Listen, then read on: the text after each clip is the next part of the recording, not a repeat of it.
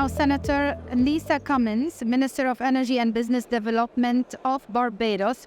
Welcome to Abu Dhabi and welcome to ADIPEC. Little we know about this beautiful island. Can you tell us more about it and the energy transition roadmap you had? Well, thank you very much for having me. We're really happy to be here. Barbados has one of the most ambitious, if perhaps the most ambitious, energy transition plans in the world.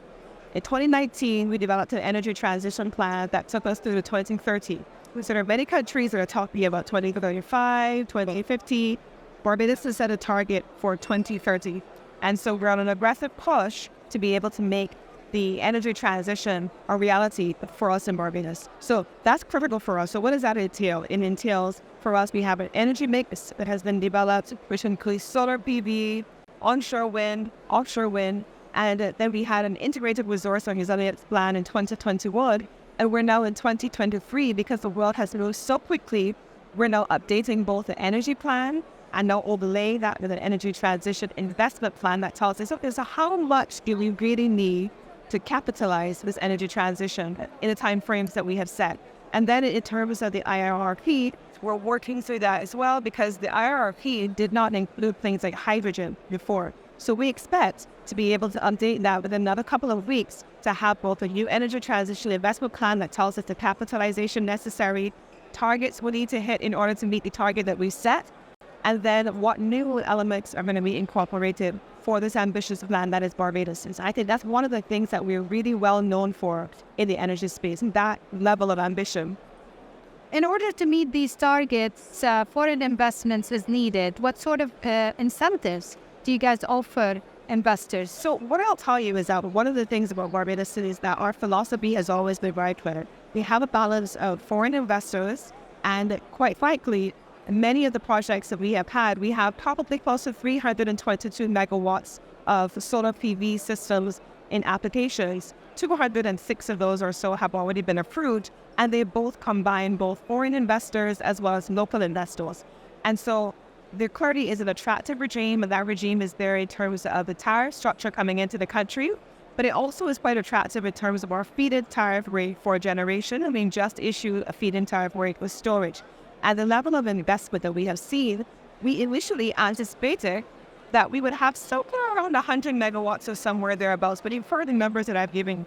So it means that clearly there's a surplus of solar PV alone, and that hasn't even been about the other areas of energy that we have talked about. So hydrogen, not in the IRRP, but we have a combination of a foreign investor and a local investor, and that's around $2.2 million in initial investment USD in a new hydrogen cell project in Barbados. So clearly, the investment is there, the investment interest is there, the regime that is supporting our investment traction is also there, and the local performance is there. But I want to make one additional point for you. Barbados means Barbados for us. Energy transitioning means that we have major investment, yes, but that there is inclusion for Barbadians. And so their householders, for example, householders are hearing all of this conversation around energy transitioning and what does it mean. So we've developed a program called the homeowners' right to renewable energy. So if you in your house and me in my house, and we want to make sure that we buy into the transition, there is a right assigned to us as Barbadians to be able to have access to that. Yes. So any system below a certain size, it no longer requires a license. You don't have to come through the approval process, then you have a right. Not only have we done that, but we've gone a little bit further.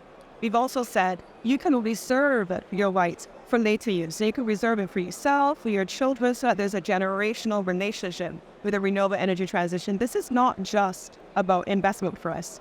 This is about inclusion. This is about equity. This is about our philosophy and who we are as people. That's excellent. COP28 is around the corner. What can you expect and hope?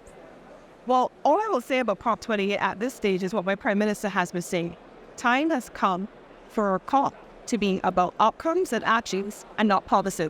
So we're going to work really hard. My Prime Minister and the team that she has been leading all the questions around the First Round Initiative, financing, reforming of the international financial institutions. My expectation is that that's going to take center stage as well in the COP meeting that's coming up. We are hoping also to have something to say in the margins of the COP around our updated energy plan and the energy transitioning plan. And so we're going to be coming into COP under Prime Minister Bolton's leadership with a fairly aggressive agenda for transformation. And then finally, the fact that we now also had from Egypt to now this year, the oil companies, the fossil fuel companies also at the table, and we've heard in the opening ceremony yesterday, that they've all committed to being a part of the conversation. That conversation is also so critical, not just to the net zero part of what we're doing, but the decarbonization agenda. And that's really going to be critical going into COP. When all those things coalesce, then it helps us with the implementation of the targets that we set for ourselves. Make our ambitions real and linked and executable.